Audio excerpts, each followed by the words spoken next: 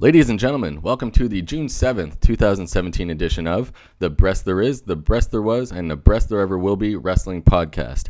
As always, I am your host, Mikey B. And before we get into the important events from the television shows, let's first review the weekend's pay-per-view show, Extreme Rules. This was a Raw exclusive pay-per-view, which featured 6 matches on the main card. The first 3 matches of the night pretty much went exactly as I imagined, as I correctly guessed that The Miz defeated Ambrose for the Intercontinental title, Rich Swann and Sasha Banks defeating Noam Dar and Alicia Fox, as well as Alexa Bliss retaining her Raw Women's Championship over Bayley. I was feeling pretty good about myself getting the first 3 right, thinking that I'm now boosting my prediction percentage. Following the third match, however, is where everything went downhill. The fourth match was for the Raw Tag Team Championships with the Hardy Boys facing off against Sheamus and Cesaro. This was one of the matches that I said on my prediction show I know could easily go either way. Leading up to the event, I felt since Sheamus and Cesaro recently turned heel that they were the favorites, but I was fooled by the WWE putting the Hardy Boys on the promotional poster, thinking these guys are safe at least on this pay-per-view. I should have trusted my initial feelings as Sheamus and Cesaro were victorious, winning the belts. The next match was for the Cruiserweight Championship, as Neville was defending his title for the third straight pay-per-view against Austin Aries. Since it was the third time these two fought, with Neville winning the first 2, I'm sure many including myself felt that Aries would win the third matchup, finally winning the title. Instead, Neville won cleanly. While I don't mind this outcome, this should mean that the WWE ends this feud now. No wrestler deserves a 4th straight title match if you've lost the first 3.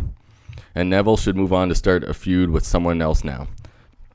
So heading into the main event, my record for the night was standing at 3-2. The fatal 5-way main event was to determine the number 1 contender to face Brock Lesnar for the Universal Championship.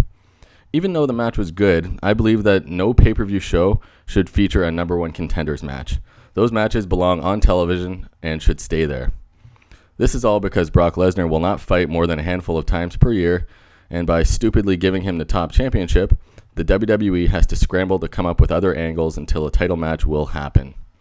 As I mentioned on my prediction show, this was the second straight Raw pay-per-view without a top title match. That's disgraceful, and the WWE fans deserve more than this. Lesnar needs to lose soon, though I'm not sure the company will make that happen.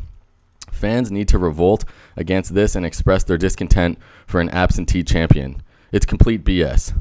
Champions make extra money too, by the way. Anyways, the match was to determine the number 1 contender to face Lesnar at an undisclosed date. The 5 participants were Seth Rollins, Samoa Joe, Finn Balor, Bray Wyatt, and Roman Reigns. I chose Finn Balor after Paul Heyman confronted him in recent weeks, saying how Heyman and Lesnar respected him and that he had their attention. The WWE certainly fooled me and many others with that, as you would think that a confrontation like that would make the match inevitable.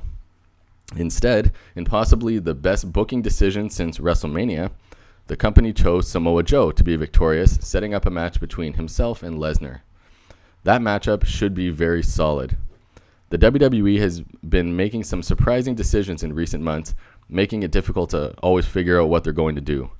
Anyways, following the main event of the show was the first time the company said on the air where this match with Brock Lesnar will take place.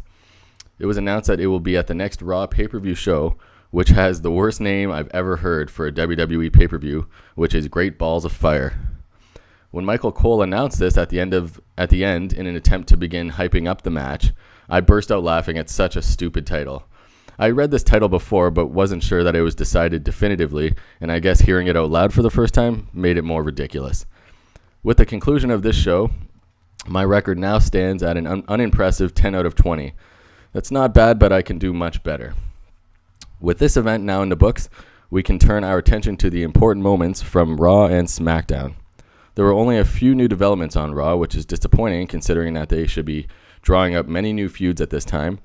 As I had hoped, and which I stated earlier, Neville did begin a new feud as he attacked his recent ally TJ Perkins, who appears to now only go by TJP.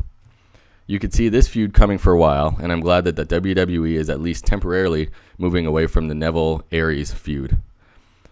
After Enzo Amore was attacked twice in recent weeks by an unknown assailant, Big Cass was then attacked this week by presumably the same party.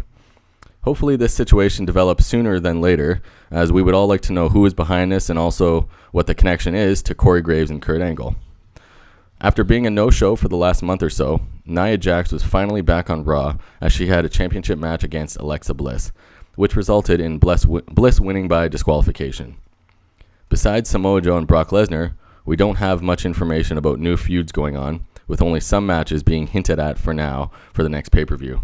A pretty lackluster episode of Monday Night Raw. Moving over to SmackDown Live, the fans were treated to the return of Lana, who claimed that she could beat Naomi. Surprisingly, Naomi was granted a title match against Lana at the upcoming Money in the Bank pay-per-view show, despite Lana not having wrestled a singles match before.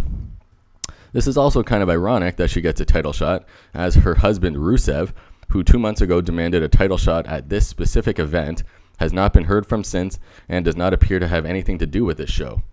If Rusev doesn't return soon and make an impact, then the WWE looks terrible for setting this up, especially so far in advance. On his Twitter page, Rusev said something about reading a book because he has so much time now. We'll see if this means anything, or if he is actually not with the company now. Besides this news with Lana, SmackDown was also pretty boring, with mostly everything already in place for the pay-per-view show. A surprisingly funny segment came on The Fashion Files when Breezango had a segment with The New Day. It was the first time The Fashion Files made me laugh.